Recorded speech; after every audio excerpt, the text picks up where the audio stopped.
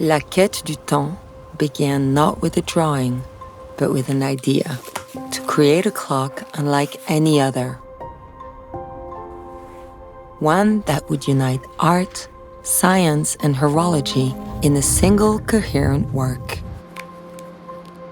From the outset, it was a collective pursuit. Designers, engineers, watchmakers, and artists came together to imagine an object that could express the passage of time through both mechanics and emotion.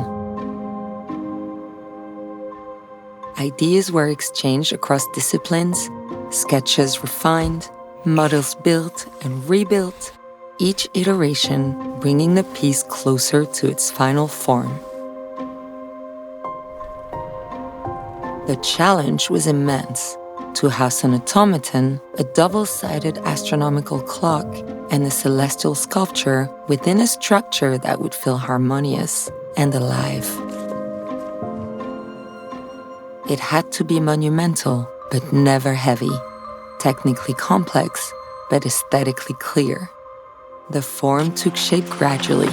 A triptych architecture emerged, with the automaton at the top, the astronomical complications in the center, and the solar system base grounding the whole.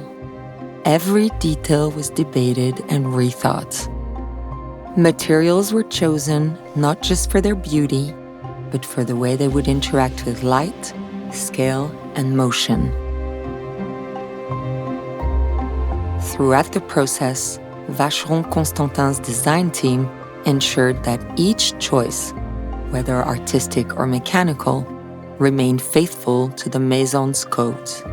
The result is not just a feat of design, but a shared vision made visible, the poetry of time, shaped by many hands.